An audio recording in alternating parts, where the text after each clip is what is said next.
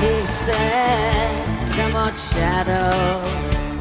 Her eyes, her mystery, that's not so different than the way that he said, well, don't hide behind your eyes that way, baby. In his heart, he wishes her stardom, but his eyes want for her much more. That's not so different than the way that he said, there are so very few stars there. Ooh, don't hide behind your hair, it's a bit of gold and braid. Easy come the tears, you see a pathway, and then when they go away, and you slip towards the doorway, waiting there all day, all these years.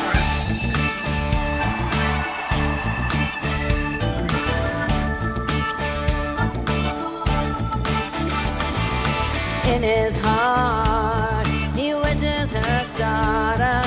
His eyes want for her much more, but that's not so different than the way that he says, well, don't hide behind your eyes that way, baby. Well, don't hide behind your hair, it's a bit of gold and braid. Easy come the tears, you see a pathway, and then when they go away, you slip towards the doorway, waiting there all day, all these years, hiding.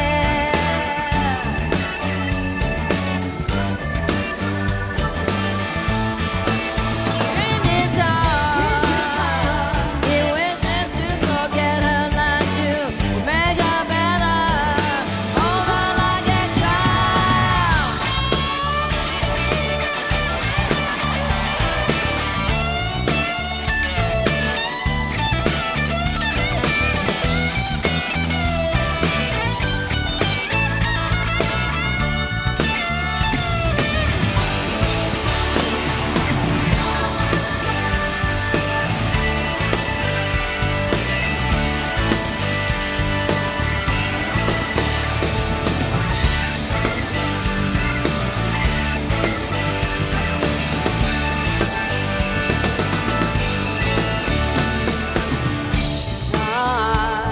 He wishes her stardom, but his eyes want for her much more. But that's not so different than the way that he says, well, don't hide behind your eyes that way, baby.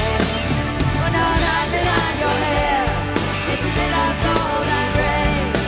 Easy come the tears, you see a pathway, and then when they go away, you slip towards the doorway, waiting there all day, all these years. Don't hide your eyes that way, don't hide anything, not anymore. Because I never did not love you, I never did run from you. In a dream I said to you that I always loved you.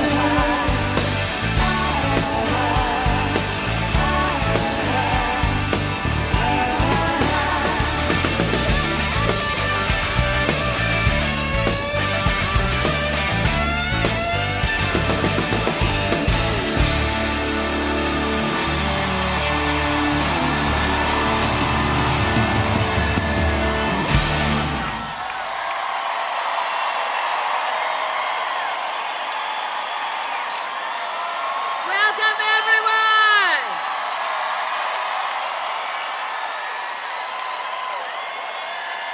Well, as you can see, there are like drone-like things flying around the ceiling. This could mean that you might be on camera. I'm so happy that you're here tonight. This is the second night of filming this show, and we just thought your city was the city to do it in. So I want to tell you a little bit about this show. We started last October. We did 28 shows that ended on the 18th of December. We didn't think we were going to go any further than that, and then we got lots of more offers. So here we are. We were so happy. been a bigger tour than we thought, and I said at one point I think that we should film this because it's really special. This show is different. It's not the same Stevie Nicks show you've seen a million times because I am not the same Stevie Nicks that you've seen a million times. I wanted it to be different. So I went back through something I will talk about a lot in this set. I went through I call it the dark gothic trunk of lost songs, and picked out some songs that were supposed to go on records and didn't for whatever reason. Songs that I just wanted to always do and was afraid to do.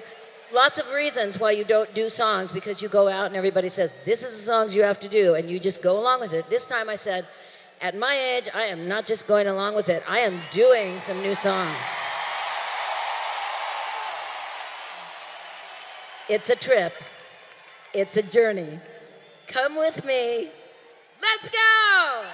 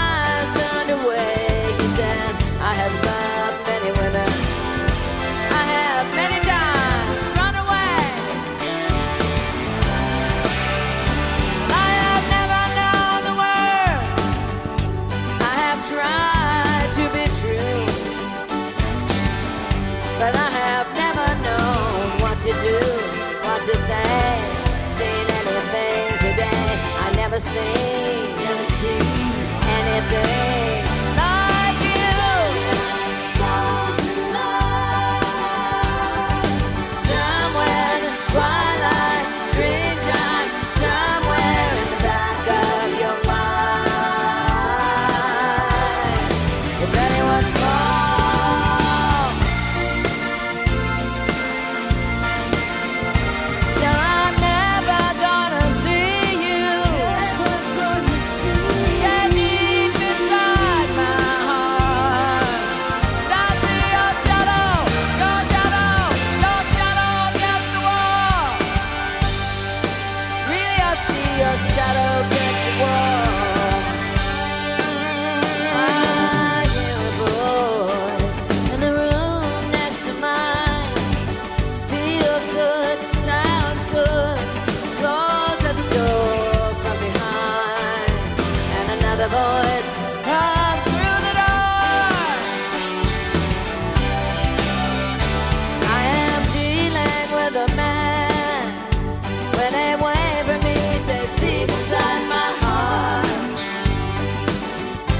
If anyone falls in love, it will be done to us. If anyone falls in love, somewhere in the twilight, dreamtime, somewhere in the back of your mind. If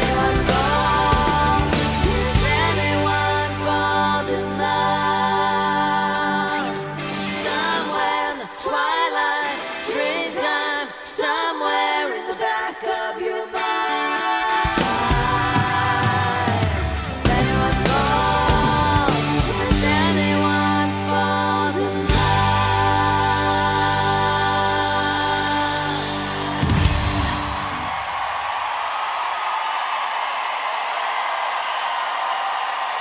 you.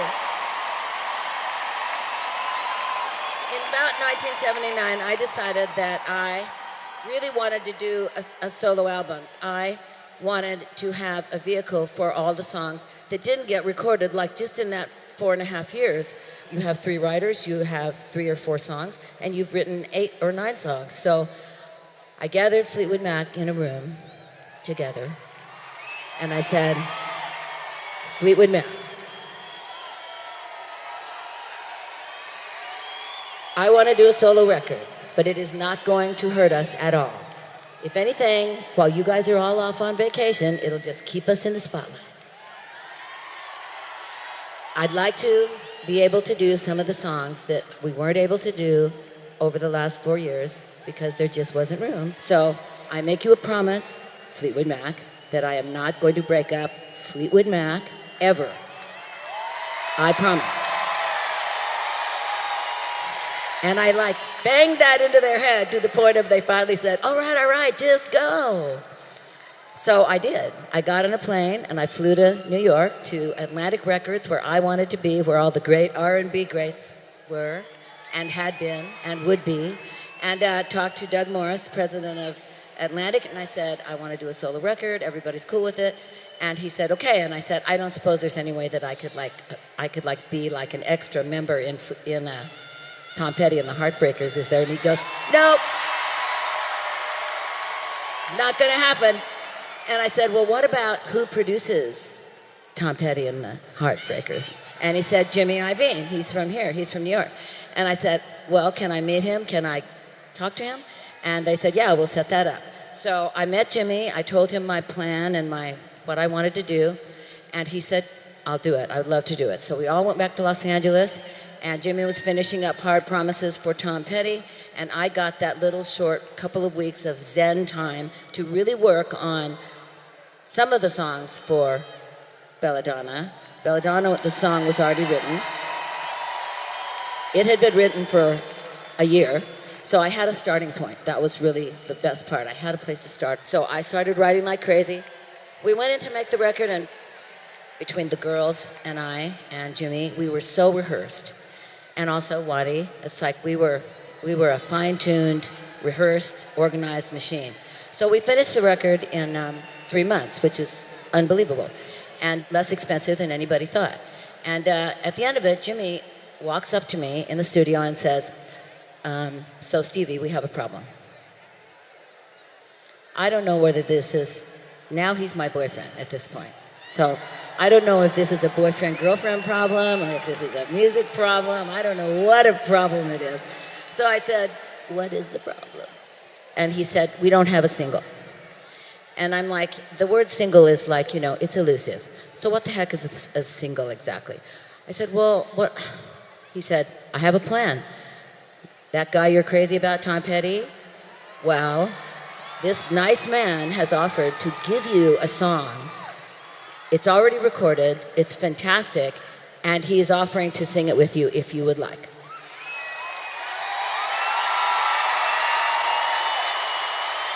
But his last sentence was, and Stevie, it's a hit song.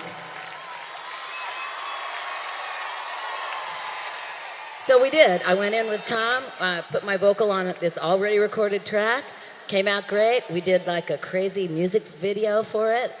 And really, the rest is kind of history because that song kicked Belladonna up into the stratosphere.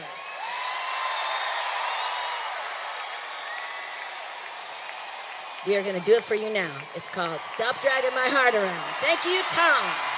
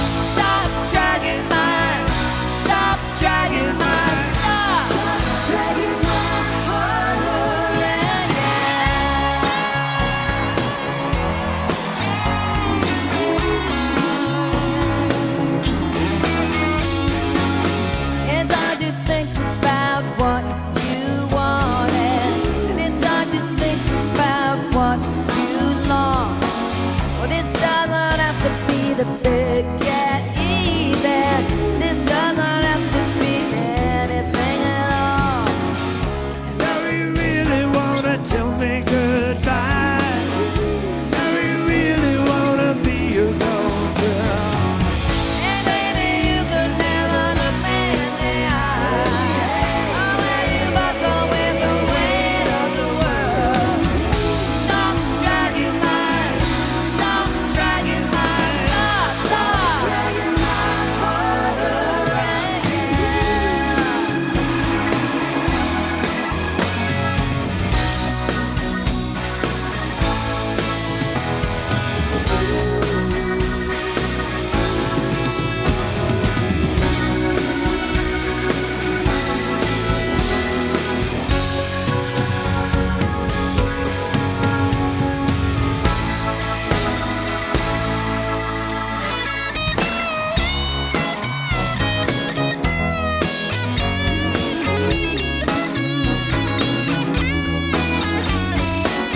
There's people running around loose in the world.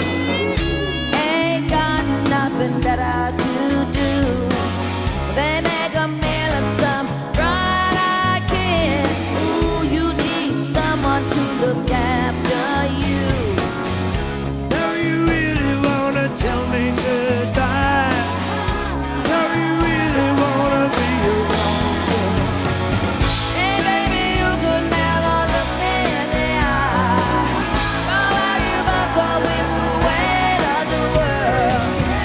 Stop dragging my, stop dragging my, stop dragging my heart around, yeah.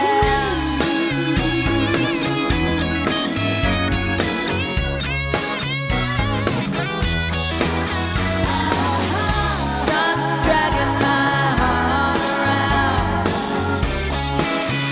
Stop dragging my heart around. Won't you stop dragging my heart around?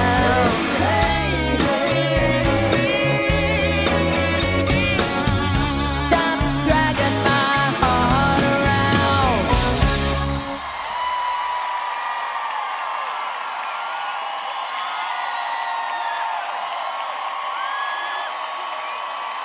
Thank you. That was fun. Any girl in a rock and roll band could have written this next song. This happened to be me. The story of this song is that sometimes, you know, something happens to you and it's like a picture and it makes an effect on your brain. If you're an artist, you draw a picture. If you're a poet, you write a poem. If you're a songwriter, you write a song about it. That's what I did with this. Something like affected me so heavily that I, you know, went to the piano and wrote this next song. When we first moved to Los Angeles, Lindsay and I, in 1971, we were really young. We moved in with our producer, Keith, who let us move into his house for free, into his tiny little house. And the first person that we met was our friend Waddy Wachtel. Then there were 4. And we had our 12 demos that became the Buckingham Nicks album with us. But we had to redo them because they were demos. Even though they were really, really good demos, we still had to redo them for a record. So we went to work on that. We did the record. It went out. Nobody ever heard it. Lindsay and I ended up joining Fleetwood Mac. And then it was 1975. So in 1975, I had a Toyota. And the Toyota didn't have any reverse. And we'd been driving in the Toyota since like 1971. So it was really beat up. However, it got us from A to B. When we joined Fleetwood Mac, the first thing that happened was we went into rehearsal. And we started getting paid $200 a piece. He got $200 in cash, and I got $200 in cash for the first 4 weeks. Then on week 5, we started getting $800 a week a piece. It went from 2 to 8. And we were like blown away. We didn't know what to even do with all that money. But the best part, better than the money, was that we were going to go and do some little press thing. And so we both got like a first-class ticket on an airplane. And we got picked up by a long, shiny black limousine. And I, after driving that Toyota for 7 years, was just like, oh my God. I love that so much. So, I did love it so much. I got into that very quickly. I never looked back. However, I started to realize that when the black car came to get me, it was goodbye. And if it was a boyfriend, it was probably, it's over. Because you could never know when you were coming back. When you went on the road and you're in this band that's getting bigger every day, you couldn't say, I'll be back in 6 weeks, because you probably wouldn't be back for a year. So the limousine started to almost make me like sad. And then I started to miss my Toyota. And the Toyota had already been stolen and put in the police, you know, like where they put stolen cars in the police thing, and people stole it twice, and it did 2 robberies, and then the 3rd robber stole it again. We never saw it again, so I couldn't even get it back. Anyway, this song is kind of the story of what it was like to go through that, from being really, really poor and having a Toyota with no reverse to having kind of everything, and that it wasn't all as good as you might think. Kind of crazy. It's the picture I painted, the poem I wrote. It's called Belle Fleur.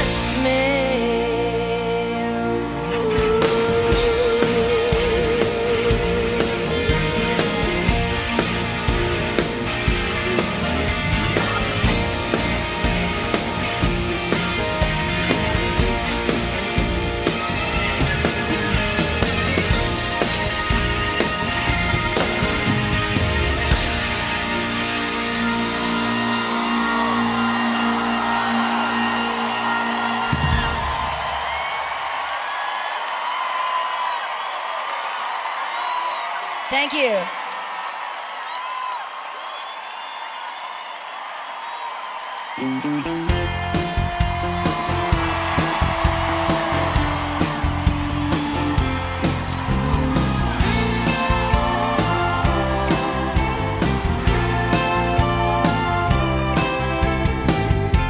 So I'm back to the velvet underground, back to the floor that I love, to a room with some lace and some paper flowers, back to the gypsy that I was, to the gypsy that I was.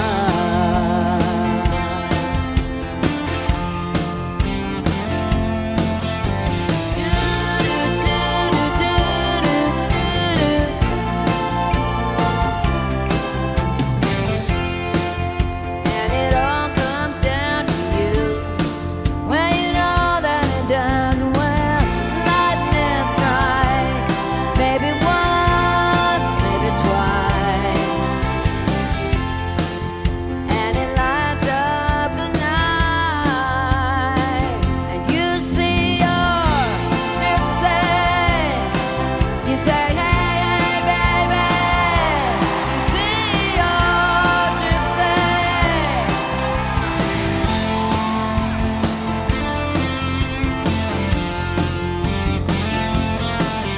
To the gypsy that remains and faces freedom with a little bit of fear. I have no fear. I have only love. And if I was a child, and the child was enough for me, love.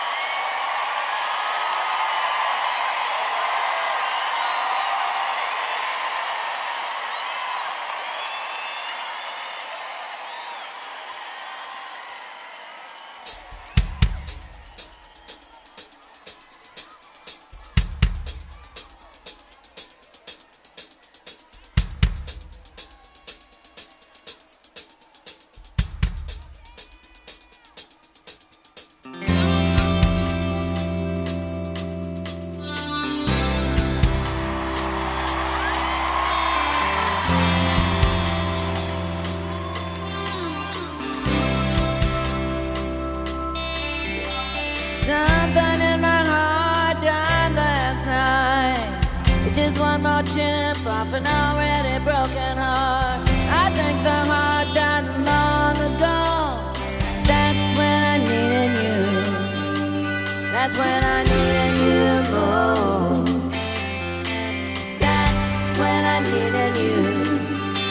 That's when I needed you the most. I run around like a spirit in flight. Fearlessness is fearlessness. I will not forget this night. Damn my wild heart. Damn my wild heart. Where is the reason? Don't blame it on me. Blame it on my wild heart.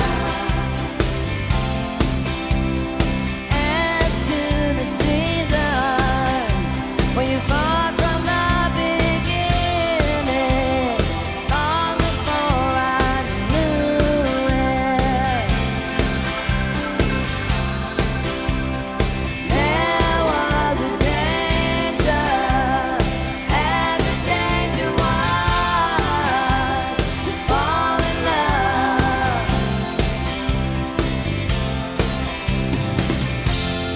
In dark sorrow that gets down into the darkest heart.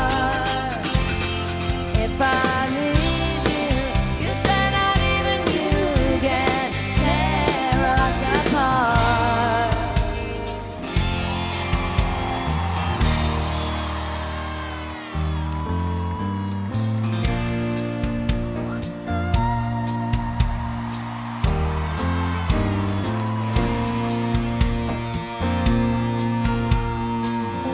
You can ride high atop your pony. I know you won't fall, 'cause the whole thing's phony.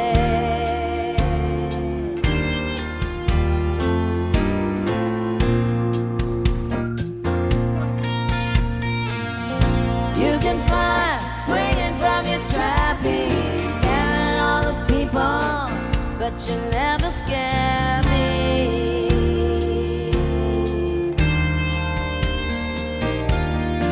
Oh, my Belle Donna.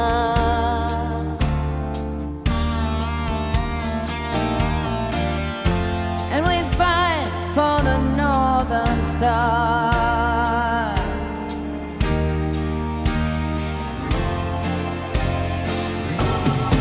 No speed limit. This is the fast lane. It's just the way that it is here. And you say that you never thought it could.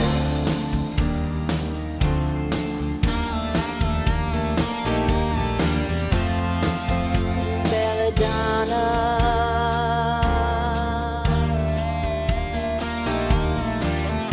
And we fight for the Northern Star.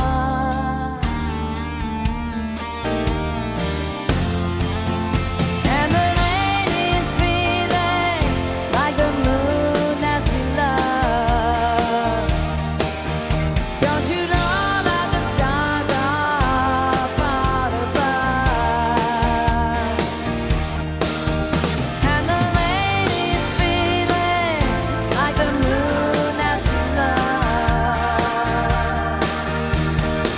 And you say you never thought it could.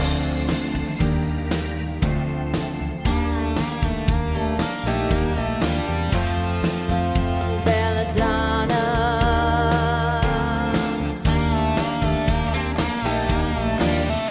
Coming out of the darkness.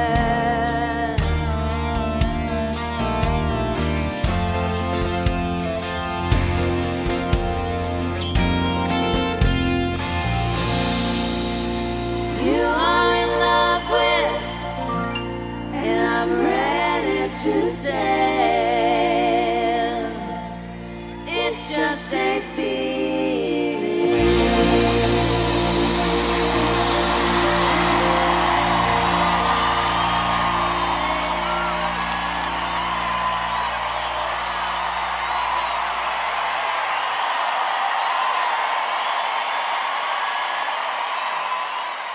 Well, first of all, to start out this next story, I have to say this something. It's just a funny thing.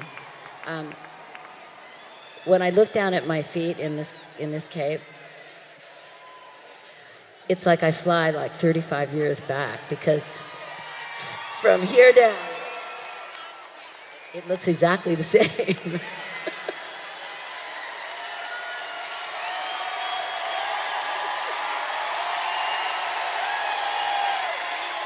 Oh, so that's what you 25-year-olds get to look forward to.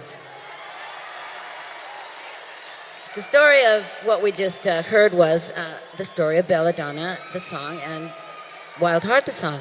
When the record was done, we knew that we didn't have a lot of time because my other job was always calling. We threw a tour together very quickly. We went on tour. We actually filmed it at the Beverly Wilshire Theater, thank goodness, in Los Angeles. And we probably were out like 4 weeks, maybe. And I got a phone call from my other job saying, we have been in Paris, France, at the Honky Chateau, 40 miles outside of Paris, for 4 weeks, and we need you now. I made a promise, so I said, you know what, you got to roll with the punches here. So I told Waddy and the rest of the gang, I got to go. We wrapped that up, and I packed a bag and got on an airplane by myself and went to Paris, to 40 miles outside of Paris, to a castle with no air conditioning and no ice, and Lindsay.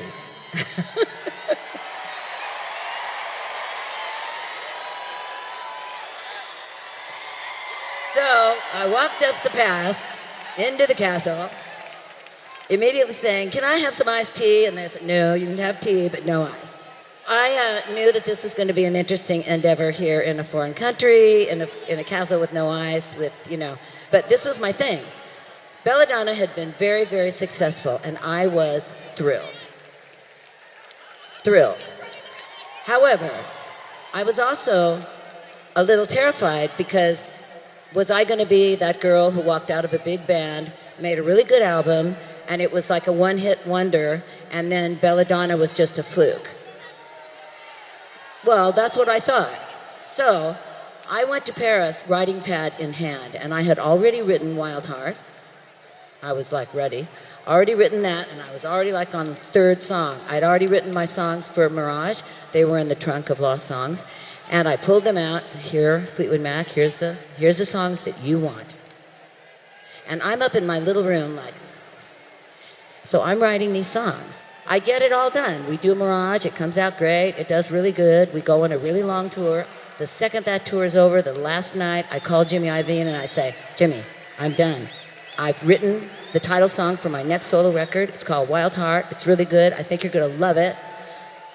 I've also written 4 or 5 others, and I'm coming home next week, like this week. So can you book a studio? How do you feel about that? And he said, what can he say? He said, okay, I'll clear my schedule. So I raced home. We went in to make Wild Heart, but I have to tell you, Wild Heart was not near as easy to make as Belladonna was, because I was 2 more albums really spoiled than I was before I started Belladonna. I was like a little more arrogant. I was a lot more crazy. A lot more about having my own way. A lot less of a team player, actually. I'm saying this about myself. So, I walked into the studio, and I think Jimmy immediately, Jimmy was not and never was crazy, like us, like all of us.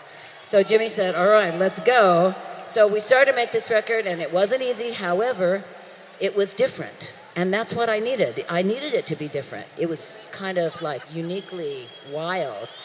So when it was done, I loved it. I was so proud. We put Wild Heart out. It did really well. It was just as successful as Belladonna, and I got to step back, stand back, and say to the world, Belladonna was not a fluke. But most important, Wild Heart was responsible for that. And because of Wild Heart, Stevie Nicks' solo career was not a fluke.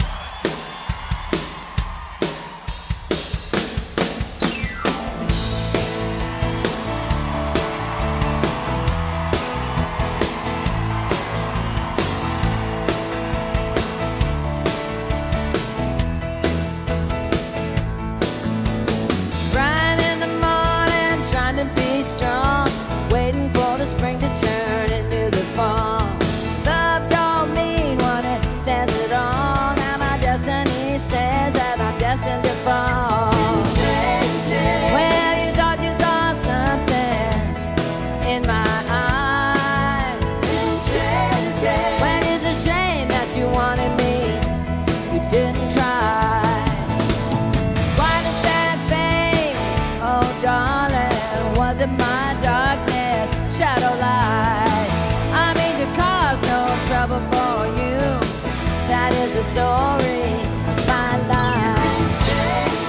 Well, you thought you saw something in my eyes. Well, it's a shame that you wanted me. You didn't try.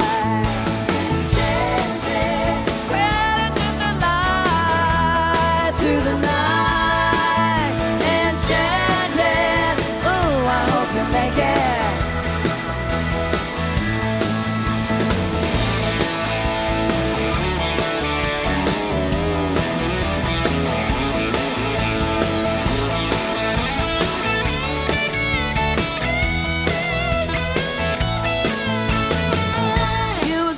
You were gone from me. When I remember someone, I remember their dreams.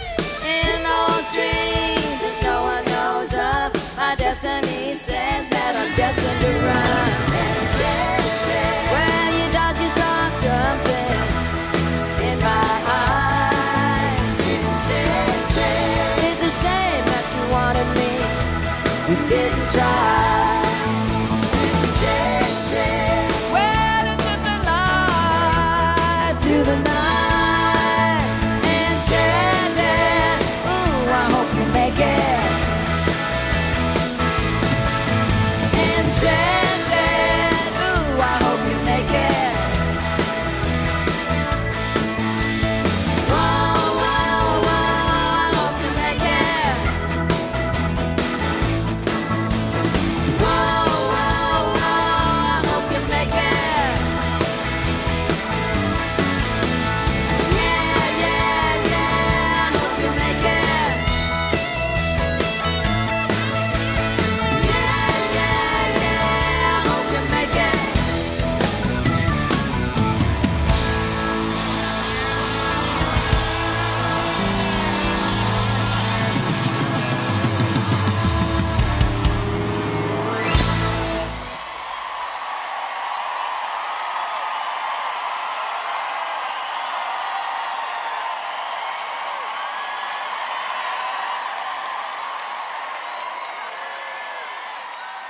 This next song was written in 2005. I was in my house in Santa Monica, in my living room looking out at my blue calm sea. And I was drawing because when I'm really not working, if I'm really off, then I draw. So I'm drawing and I have the TV on, but I'm not really listening to the television. When I draw, I kind of go into my own thing, and I'm sure if you draw, you understand. You just go away. So I'm drawing, and all of a sudden I become like aware of what they're saying on the television, and I look up, and it's like this big, massive breaking news, and it says there's this hurricane, and it's so huge, and it's coming to the other side of our country. And I'm like, thank you, God, that I am not over there. Because look at this calm ocean, and think what they must be thinking. And so I started on my adventure, horrible adventure of sitting there watching this just get bigger and bigger and getting more worried and more worried about this thing that was not stoppable. No amount of money, no amount of anything was stopping this. And that's what, the first time I think I really thought, you know, sometimes who you are, what you have, how much money you have, how famous you are or rich or anything else doesn't matter one little bit. When that hurricane is coming, it's coming. So I thought, okay, I watched it for 2 days, and I thought, I need to write about this because I am a reporter. I chronicle things, I archive things, because I believe in my life that the one thing I really know happens is that time passes. And when time passes, really important things, things that you really wanted to never forget, start to fade. So people like me, we write it down. So I start writing this. This is like day 3. And I start writing this poem. And it is not a happy poem. It is not a pretty poem. In fact, it's like a terrible poem. And I'm thinking to myself, okay, gee, when this hurricane slams into New Orleans, they're going to be so happy in 10 years that I wrote this dirge, horrible thing about their city. So throw that away. You have to go back, start at the beginning. So I crushed it up and threw it in the wastebasket, started over it. And I said, how can I attack this? Okay, there will be survivors. Some of the houses won't be touched. Some of the houses will come down, they'll be rebuilt. The dogs can swim, most of them are going to get out. The people that are on the roofs, they're waving like crazy. A lot of those people are going to get saved. People will come back. New Orleans won't die. It will survive. It will, at some point in our lifetime, again, become a celebration of life and a celebration of survival and a celebration of what a great city can do to fight back a monstrous storm. And that's what I did. I wrote a poem about that. Then I put it to music. I liked it. I put it in the Gothic trunk of lost songs, and there it stayed until 2010. I went in to make a record called In Your Dreams, and I said, okay, In Your Dreams, this is time. It's time to record this song. I recorded it. I loved it. I had the right people, the right vibe. It came out perfect, but I still put it back into the Gothic trunk of lost songs because it was still too close to my heart. I still couldn't do it on stage. So this time when we went out, last October, I said, I think it's time to do this song for people. I wrote it for something. I need to share it with the world now. So that's what we would like to do now. We would like to play this for you. This is New Orleans.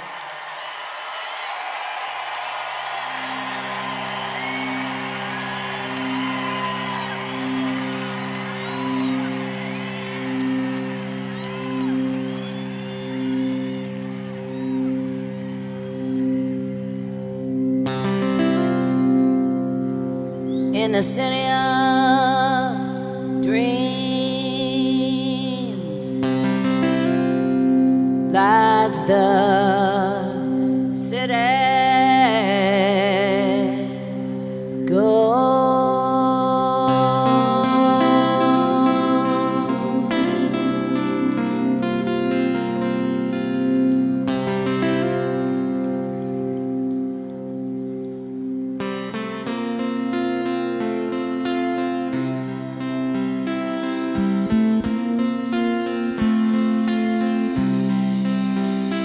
There's a beginning, there's a middle and an end. In this city we reach out for the middle ground. We throw a great party so hearts will start to mend, and we forgive, at least we try. In the midst of the sea of dreams lies a perfect storm. In a sea of tears lies the city's ghost.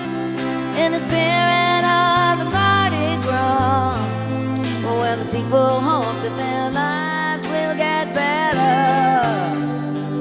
The people hope that their lives will get better. I wanna get a room in New Orleans. I wanna sing in the streets of the French Quarter. I want to dress up, I want to wear beads, I want to wear feathers and lace. I want to brush by and rise, go down Bourbon Street.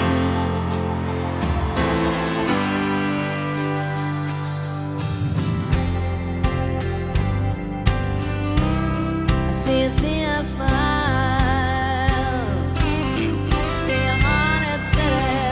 down. I see hope in all their faces behind the mask of Mardi Gras, where the good and the righteous walk, and the wicked as well.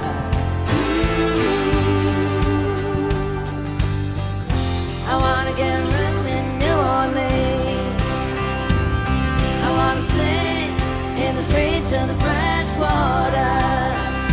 I wanna dress up, I wanna wear beads, I wanna wear feathers and lace. I wanna brush by vampire.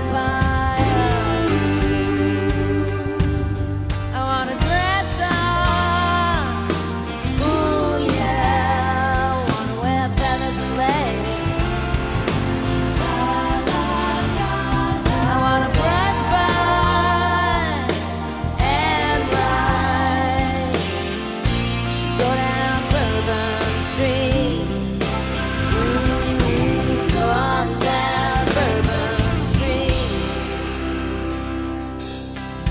Within these rooms, I go up to my balcony and then I put the paintings on the wall. And I open up my gallery and I open up my doors and I stare at the city. As I stare at my city, I wanna get a room in New Orleans. I wanna sing in the streets of the French Quarter. I wanna dress up, I wanna wear beads, I wanna wear feathers and lace. I wanna brush my vampires.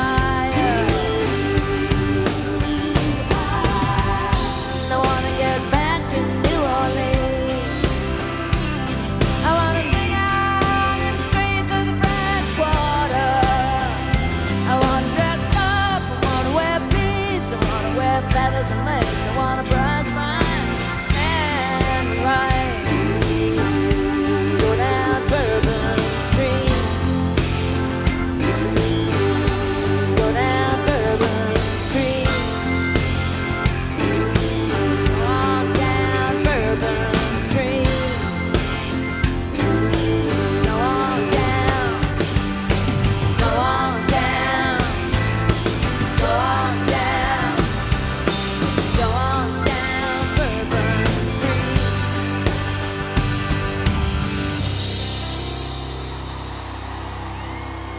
In the city of dreams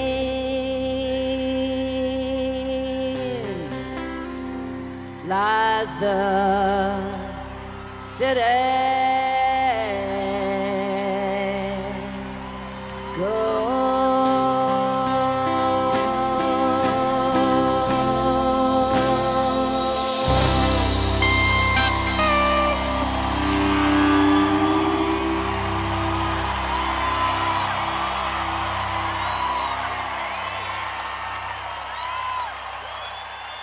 So this next song was written in Tom Petty's basement / studio.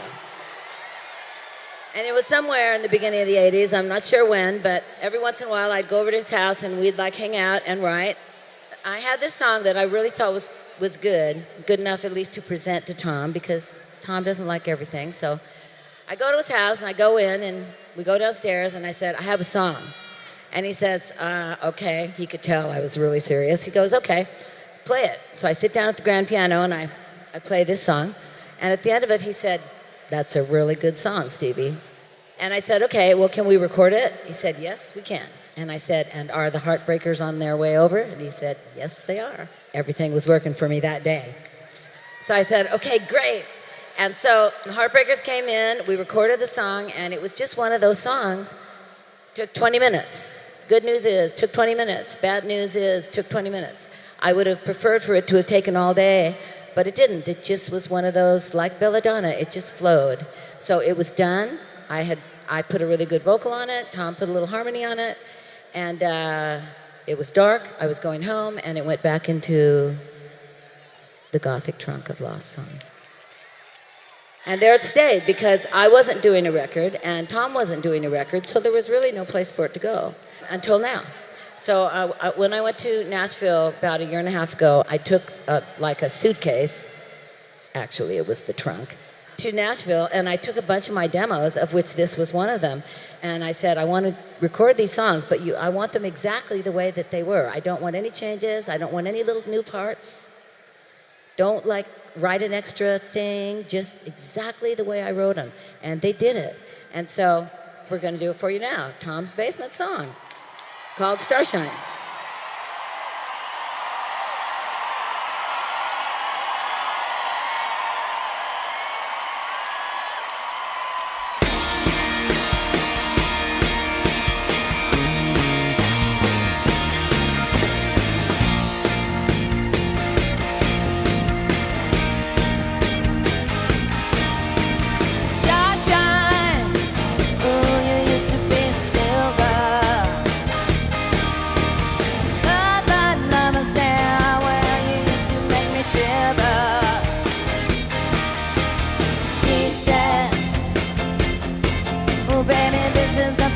that we would finally pay.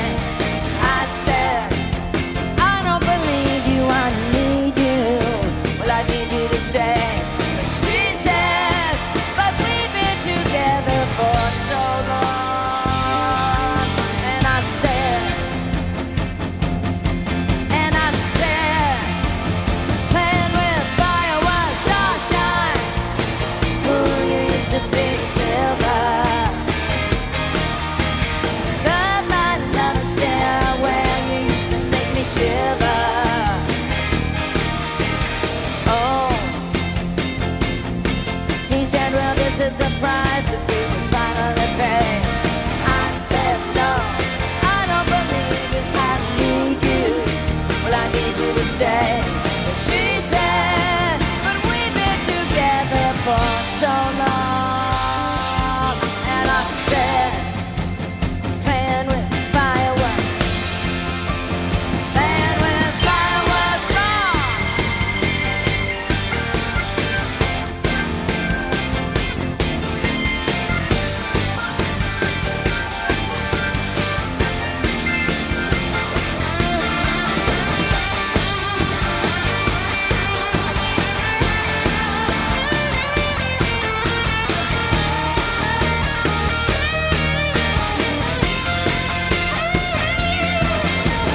Starshine, oh, you used to be silver. Love like never stairwell, you used to make me shiver. He said, ooh, baby, this is the price that we would finally pay. I said, I don't believe you, I need you. But I need you to stay. She said, but we've been together for so long. And I said, playing with fireworks, playing with fireworks, playing with fireworks, Starshine. Ooh, you used to be silver. Run, run, run away, on down, you make me shiver. Run away, why don't you run away, baby? And I told you what to do with your life, but you did not save me. Oh yeah, you told me what to do with my life, but you did not save me.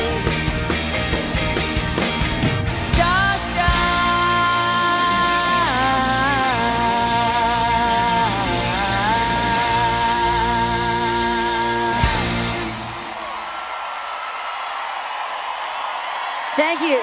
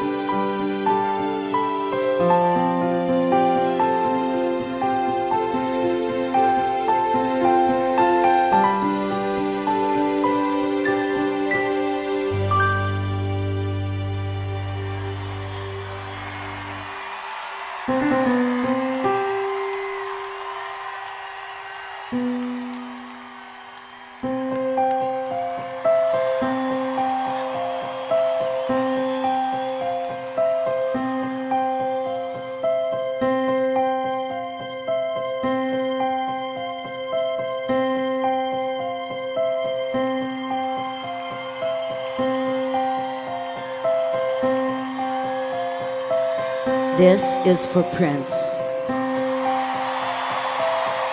Some call her strange, lady from the mountains. Oh yes, and others say she's not really real.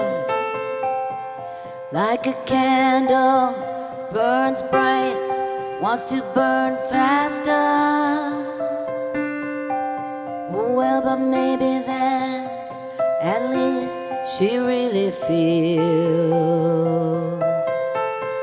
Burning from the middle,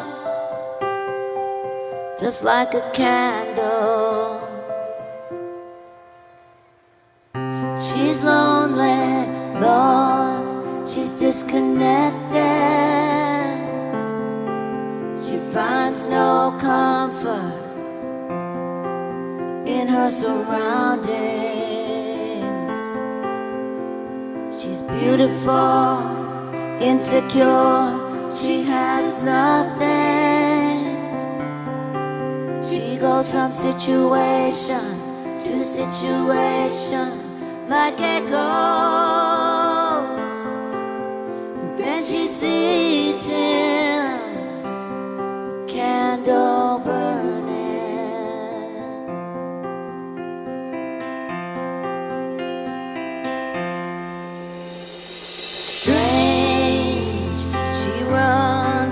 She can't keep up with. Ooh, it's so strange. He slows down, he's so desperate to stop her. And they meet in the middle. They both run from the one who hunts them. And they drop to the forest floor, frozen. Drop to the forest floor, frozen.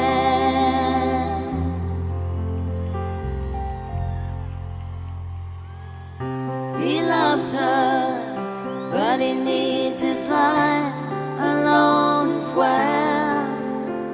But does he know the road or the reasons why? If he leaves her, he'll be losing the chance to stay alive. But the candle, it burns bright, then the candle dies. Burning from the middle, it's like a candle.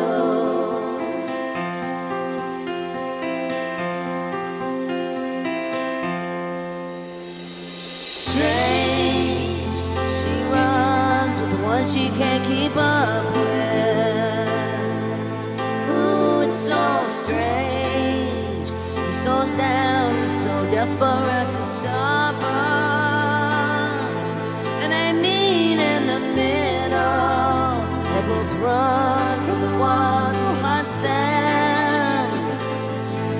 And they drop to the forest floor, frozen.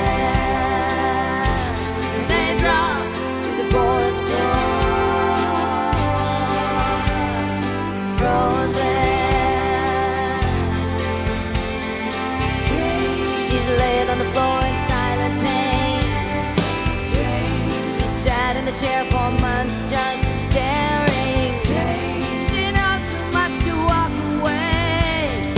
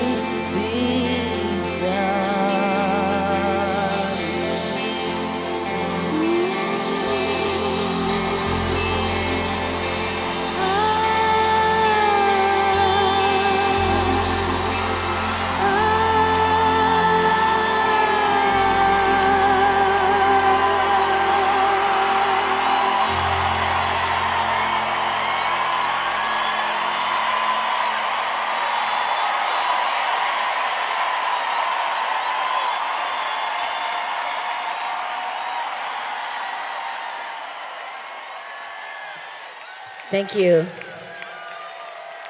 That song has many stories. I only dedicate it to Prince once in a while because I can only handle it once in a while. He changes it slightly. The song was written about Bella and Edward from the Twilight Saga, and I, as many others, sitting on her couch one day out on the road, the movie comes on, and I'm not that interested, and I watch it. And by the time the second movie, Eclipse, is over, I'm like hooked. And when Jacob says, "You can't fight an eclipse," that was it for me. He was so eclipsed by Edward, right? And I thought, that's it, I'm in. So I read the books, and I really just fell in love with the story. And as a writer, once again, something inspires you that much, it's like part of your own life and your own relationships are all in it. So you sit down at a piano, you write a song, you get up from the piano, you tell your assistant, I'm going to do a record now. This is me, who hadn't done a record for 9 years because I was so disturbed with the internet that I kind of walked away from recording. And I said, well, I'm done with that. I have to write a song to wrap its arms around Moonlight. I can't just put the song out by itself. So once again, I called Los Angeles and said, let's go. I think that when you have a song like this that can make you feel that way, and only because this is all being filmed, I can say this. If you've ever been in that kind of love, then you can experience with me. If you haven't, you can still experience with me what it is like to feel that way, and that's what I love about this song.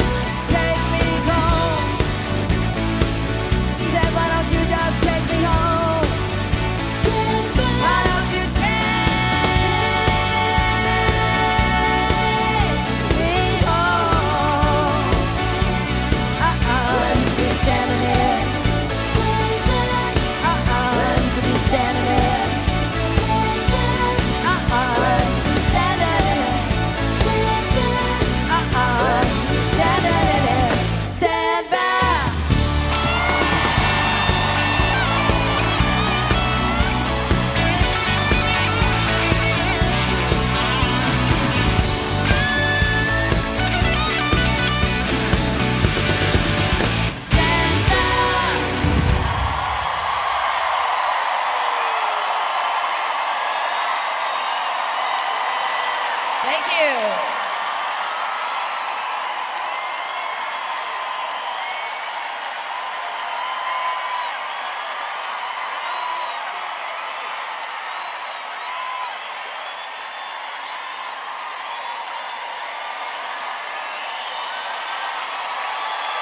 I know.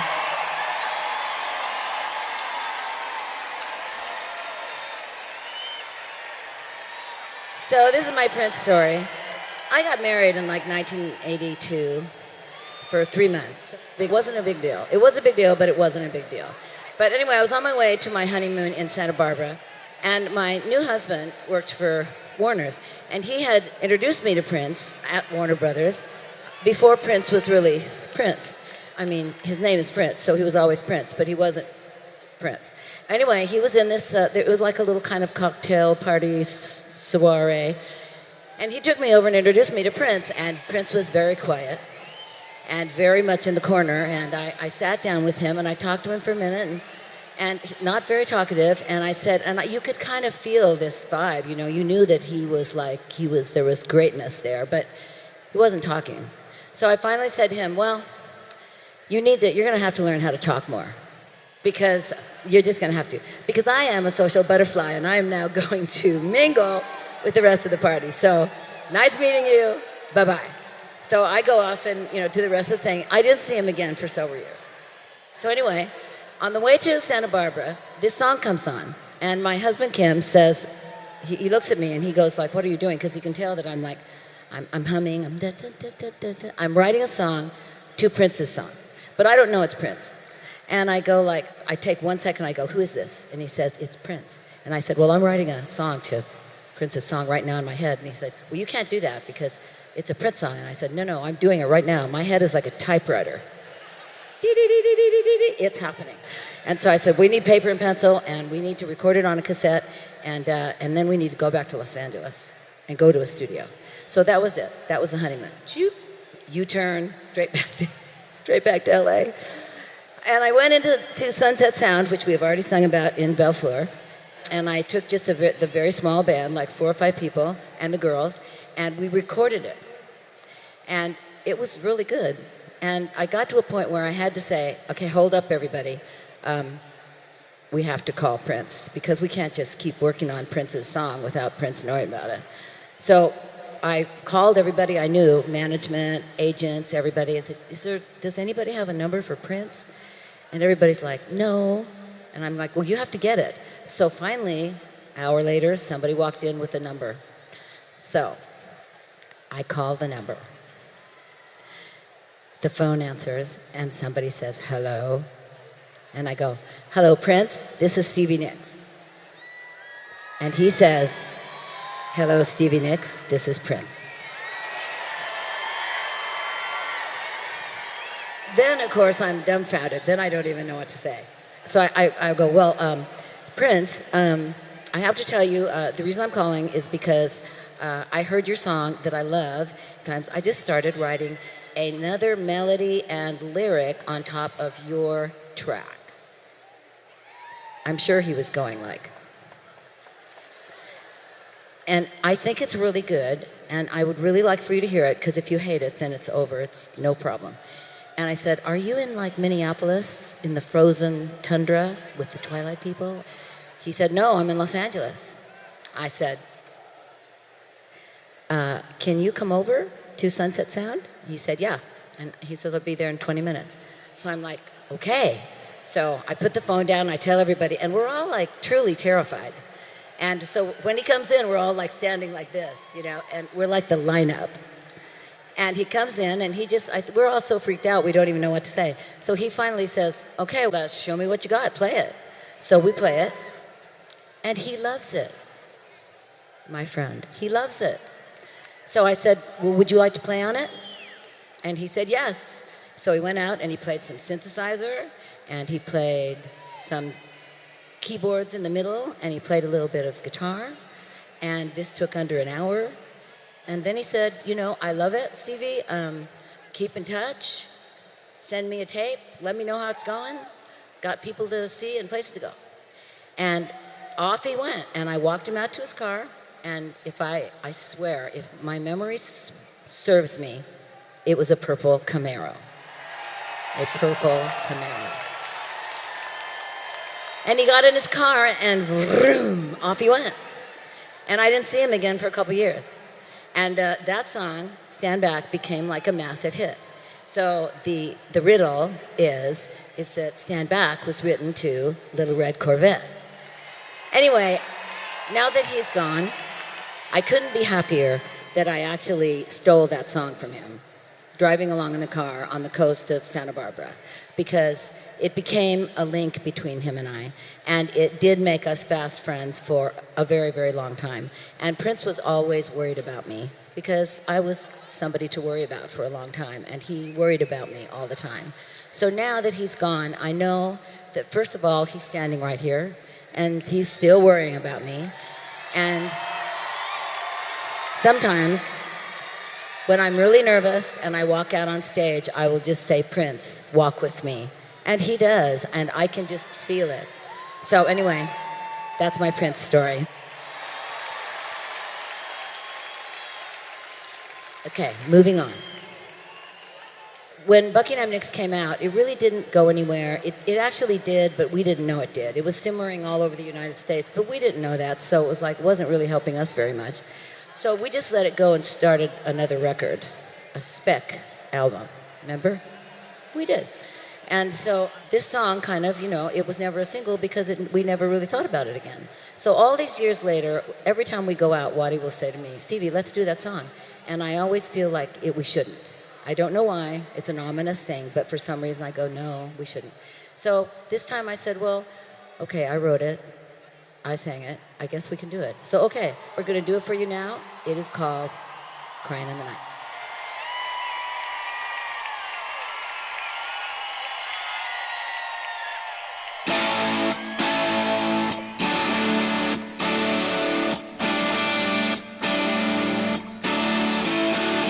She was that kind of lady.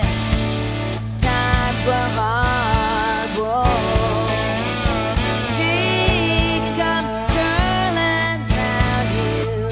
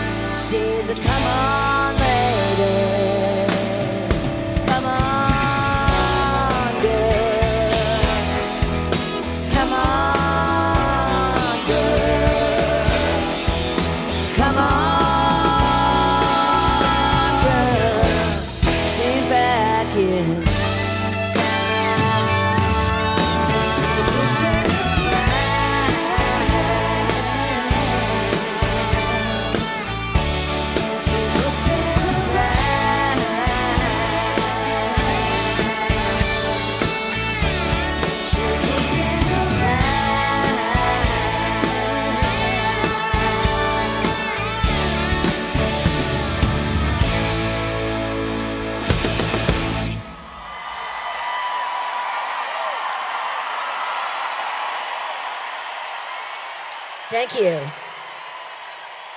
So that is an old song. And if we count it up, how old it really is, it's kind of interesting because it was probably written in 1970, but let's round it off and say it was written in 73 when Buckingham Nicks came out. So that would be 1973, 1983, 1993, 2003, 2013, 14, 15, 16, 17, 44 years. And this is the first time it's ever been done on stage.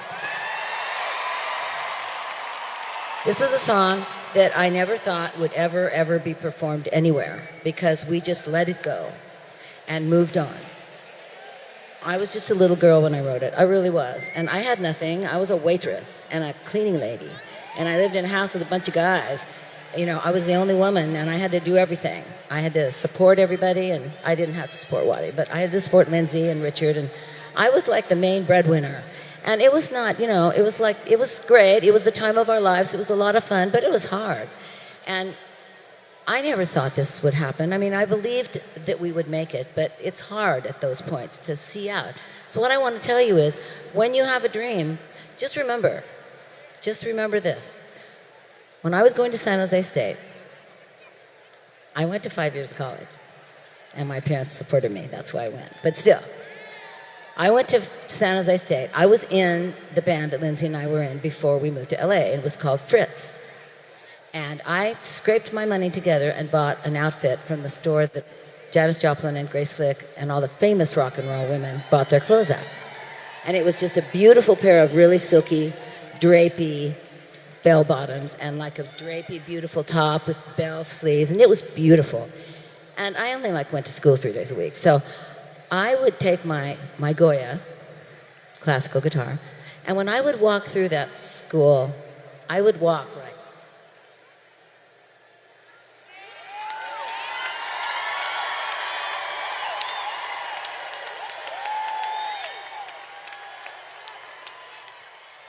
I swear to God, people would part because they thought she must be someone. I believed it. I said so, and I believed it, and I painted the picture, and guess what? Here I stand, 43 years later, singing a song that I never thought would ever be sung to all of you, and getting to film it.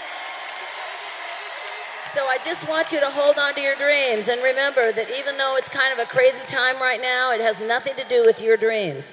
Don't let anybody ever tell you that you're not pretty enough or smart enough or talented enough or educated enough or anything enough, because you are. You have it right here in your hands. Right in your hands. It's all there.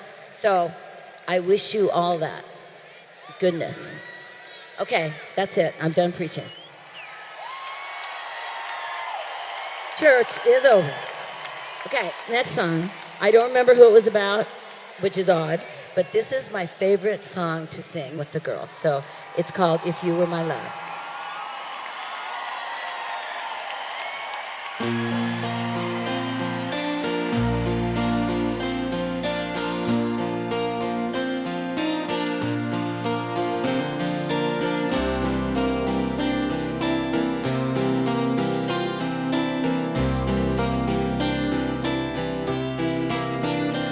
Tonight there are no saviors.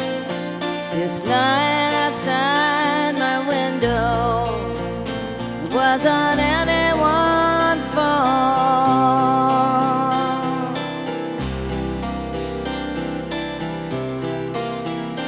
As the moon rolls over the mountains, you are lost in your dreaming.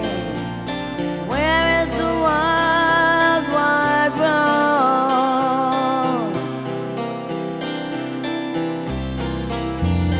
I tried to explain it to someone that was crying. If you were my love,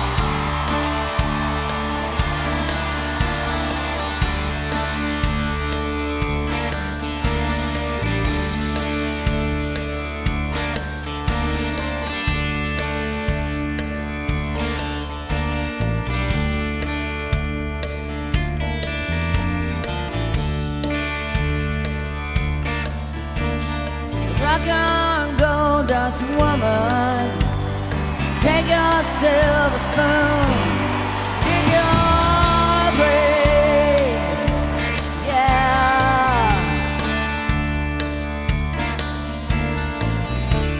It's a heartless challenge. You pick your path and then you pay for it, you pray for it. Wake up in the morning, you see your sunrise, clouds go down. You don't wanna see it.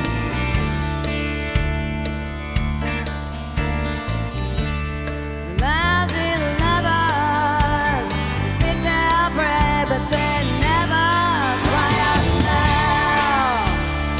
Ooh, they don't cry out.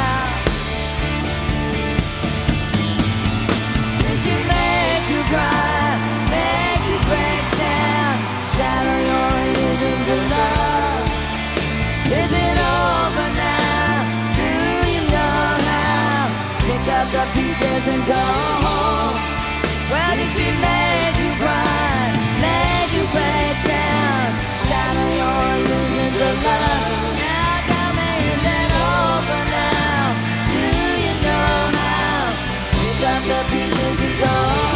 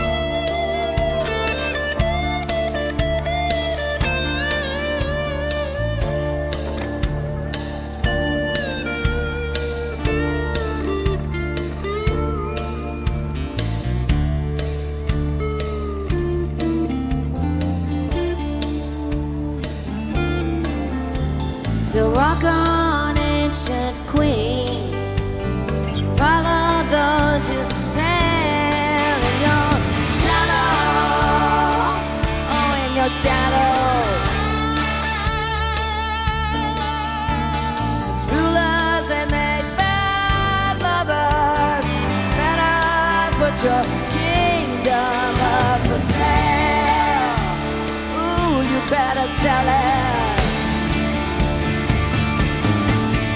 Did she make you cry, make you break down, shatter your illusions of love? Is it over now? Do you know how? Pick up the pieces and go home. Oh, and did she make you cry, make you break down, shatter your illusions of love? Now tell me, is it over now? Do you know how? Pick up the pieces and go home. Go home. Go, go.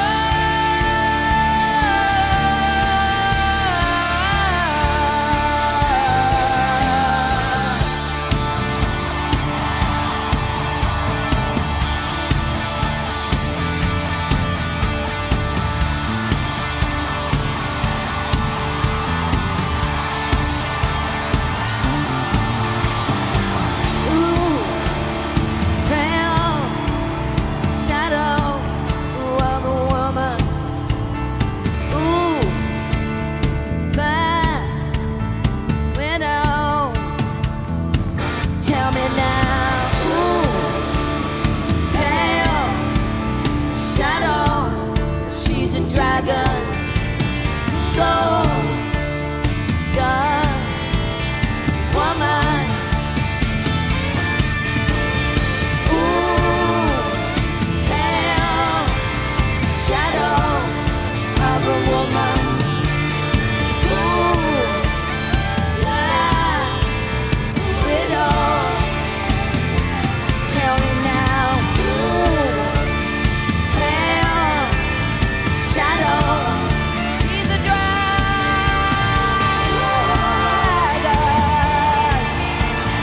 woman. She's running in the shadow. Running in the shadow. She's running in the shadow. Running in the shadow. Running in the shadow.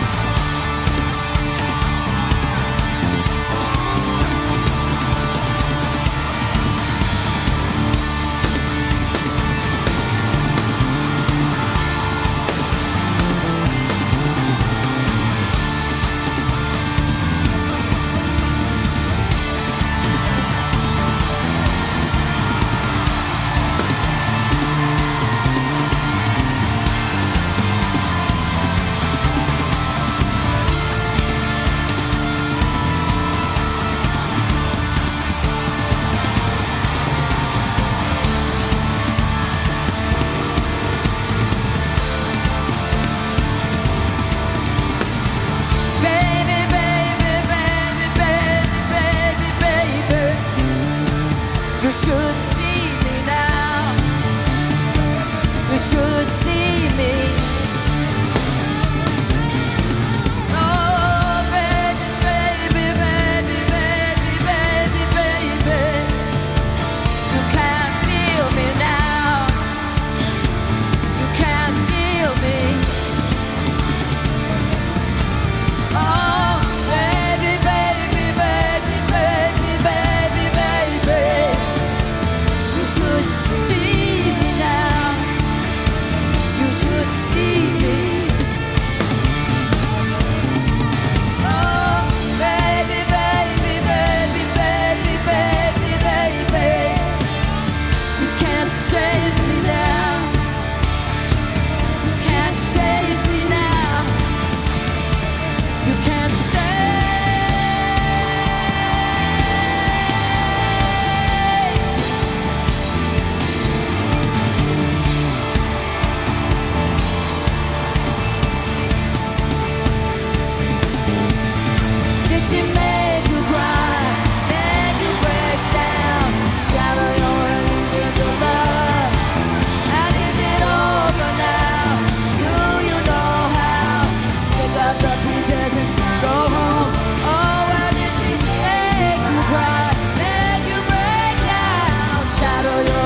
is it love? Well, tell me, is it over now? Do you know how? Pick up the pieces and go home, go home. Yeah, yeah, yeah. Go home, go home, go home.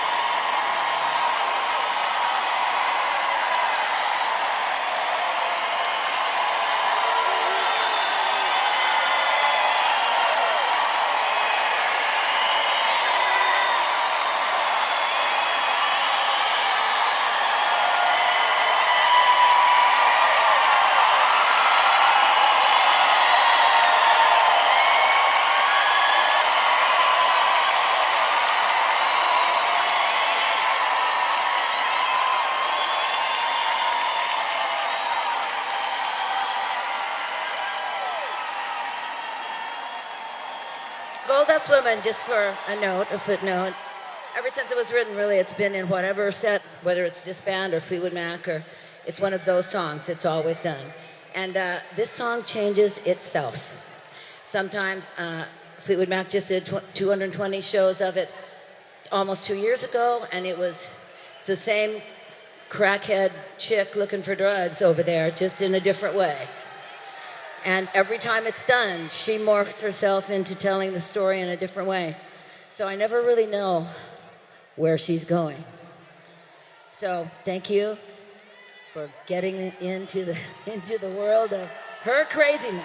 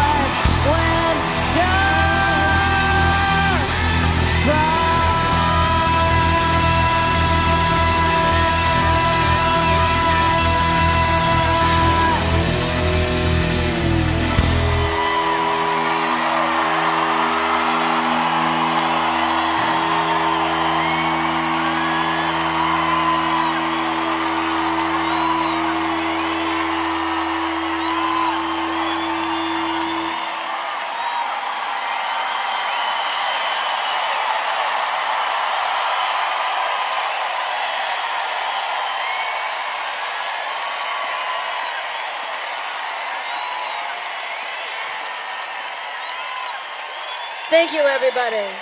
Thank you for being an awesome audience in the first place. Second of all, thank you for standing out there and letting me sing these songs that you probably never heard before and listen to all these stories that you never heard before and let me do this and give me the freedom of being able to walk on this stage in your city and actually do something that's really new and really fun for me. I appreciate it more than you'll ever know. It's been like starting over, like I'm, 20 years old and I'm just starting over, and it's all because of you. Thank you so much. Dreams come true, even for me, still at 68 years old.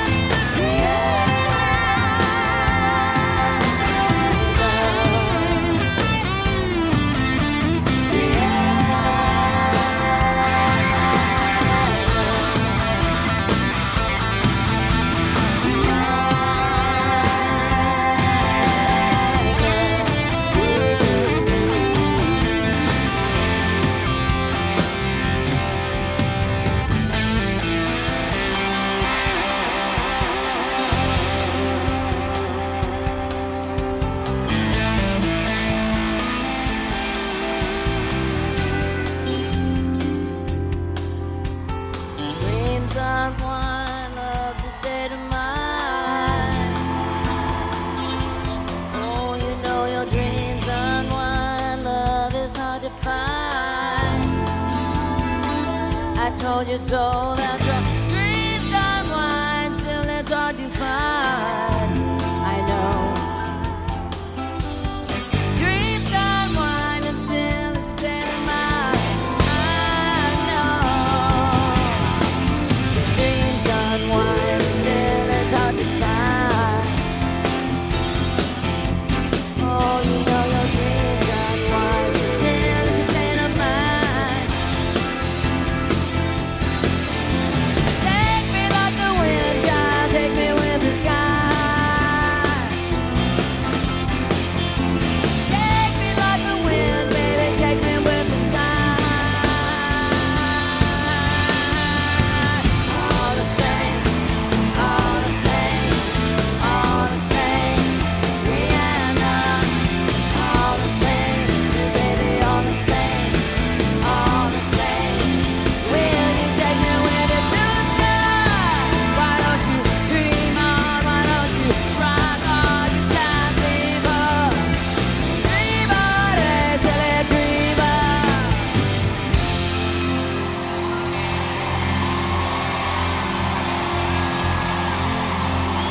Why don't you still cry out for her? Don't leave me. Don't leave me. Don't leave me.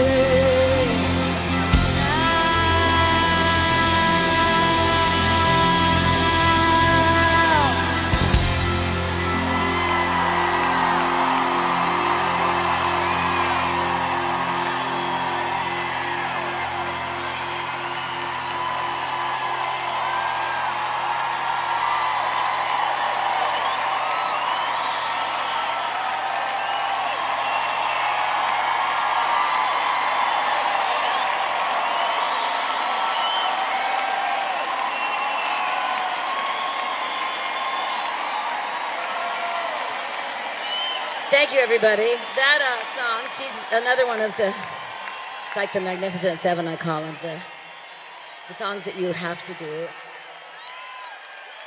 Right after the Buckingham Mix came out, Lindsay actually got a job.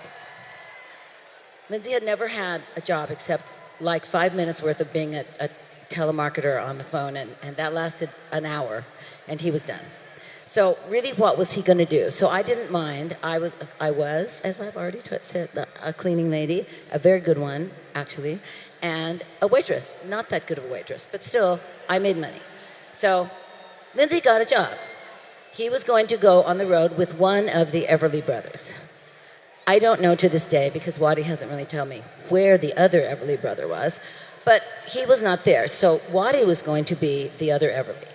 But Waddy got a better offer from Linda Ronstadt and went on the road with Linda Ronstadt, one of my big inspirational singers. So Lindsay got offered the job to be the other Everly. So the Everly lived up in Aspen, Colorado, and they were going to rehearse up there. So me and Lindsay and our dog Ginny, our California dog Ginny, and my California girlfriend Terry, because I wasn't going to go up there by myself because he was going to leave, we popped into our Toyota with no reverse, and off went the California girls and the California boy and the California poodle to Aspen. So we got up there, barely, and moved into this horrific little apartment that was owned by this crazy, probably totally other things, fisherman. And Lindsay went into rehearsal with the Everly. And Terry and I looked at each other and said, this is never going to work for us. So as soon as Lindsay leaves, we're going to find a new place to live. So we just waited for him to go. So very soon, a couple days went by, he gets in the car and off he goes with the Everly and their band. And so me and Terry and my dog Ginny, we're standing like, have a good time. And off they go. And Terry and I move into a really, really cheap but nice motel. We had $250. So then we decided we would network the city. We would meet people, and somebody would let us have a room in their house. So we did, and we did meet people that gave us a room in their really fantastic condo, which was really good. And so we lived there for almost 3 months. And at one point, these guys, who were very nice and asked nothing of us, said, we're going to dinner with some very cool people. Would you guys like to go? So we said, sure, of course. And for some reason, I took my guitar like I was going to play. Not really, but I took it. So we go to this, it must have been like a $10 million house. And we walk in, and I'm just like, and there's a view. It's just, I'm like, oh, this is so me. And so they're getting ready to go to dinner, and I asked the people, can I just stay here and sit on your beautiful carpet? And because I'd like to write a song in your house. And they said, absolutely, great idea. Of course you can. And so I stayed in this house by myself. They trusted me. And I thought about my relationship with Lindsay and about how long we'd been working. It was 1973, and we'd been working on our music since 1968. Thought about, should I stay in this? Should I go back to school, which my parents wanted me to do? Should I, all the things that go in your mind? And I finally, by the end of this song, I said, no, Lindsay and I have worked very hard on this all these many, many years, and we are really, really good. So I'll stay and finish this through to its end, whatever that may be. So I made that decision. So when the people came home, I was like, God bless you. I wrote a song, and I love it. I walked out of that house going, this is just a little song, and maybe it means something. Little did I know that this little song would take us to the top.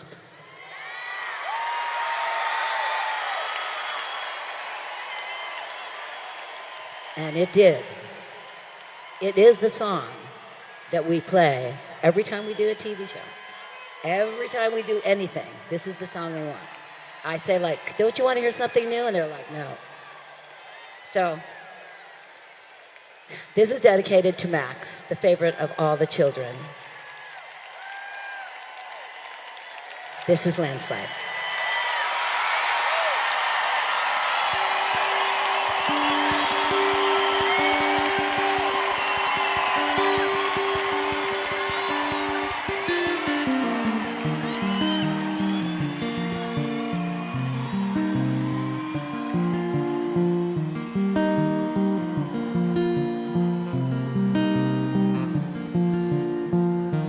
Took my love and I took it down.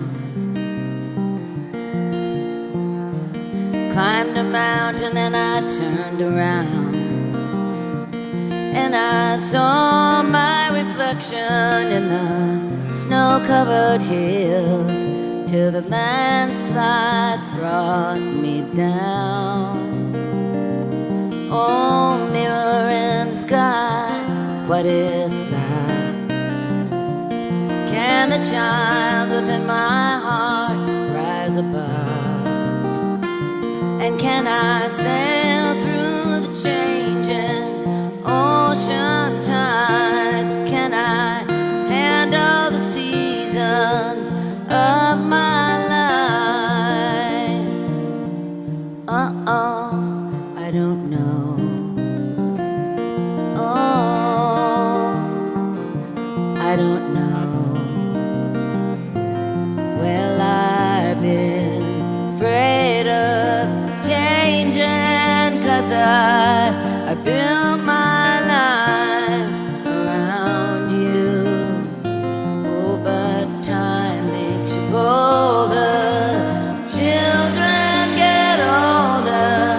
I'm getting older too. Yes, I'm getting older too. So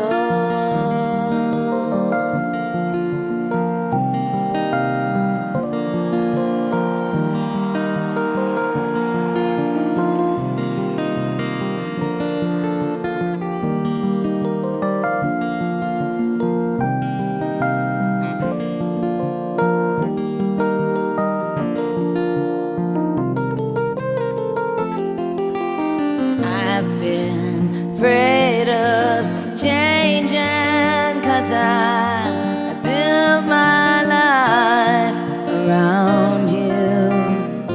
Oh, but the time makes you bolder, and the children, they get older.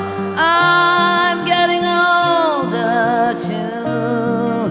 Oh, yes, I'm getting older too. So take this love, take it down. Oh, if you climb a mountain and you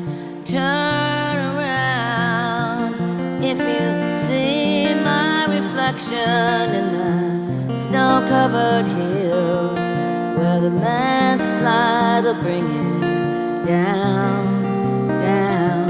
And if you see my reflection in the snow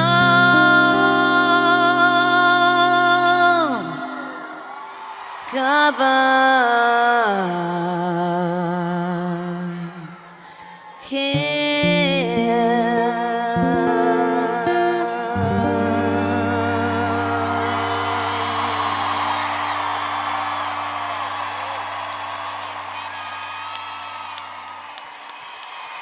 well, the landslide will bring it down. Well, the landslide will bring it down.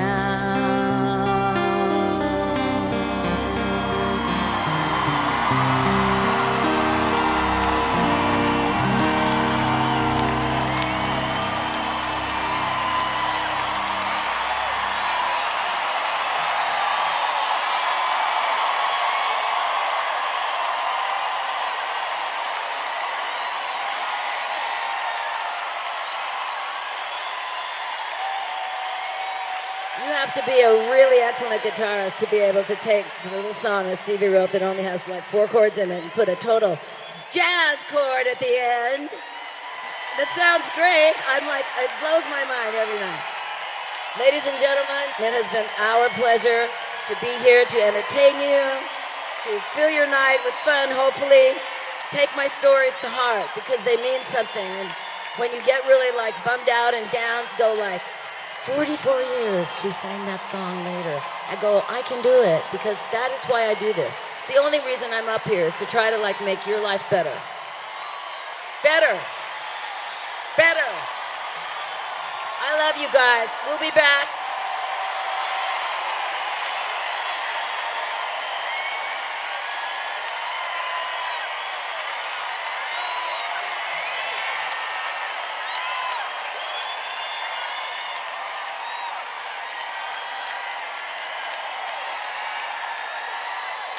We'll see you next time, everybody. Take care of each other. Save the world. You can.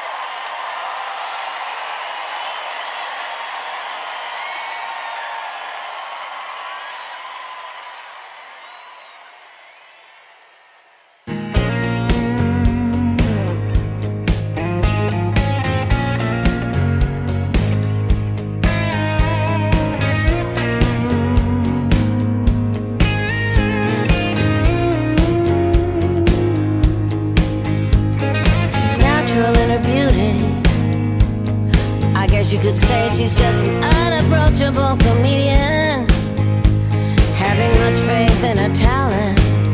She did a work no comedian has not been the clown. She did her work, but her heart was quietly crying. I guess she even felt guilty about even dying. Sad Mabel Norman. So my friend is continuing on a destructive road. His life passes before him like an unfortunate circumstance. He and his friend are at odds, and he is not winning. Why does someone always have to win? He says it matters. Strange things to follow when you love someone. So you put that someone in exile. How about I call you beloved exile? He called today. He says, don't give up. I asked him, what are you talking about? I said, things are not the same since you've been gone, Rome burned down, and still it's all the same. So I moved away from the house that held nothing but waiting for messages. And all through the dead seasons I went running with the sun, and I pray every day for the answers. It's still an almost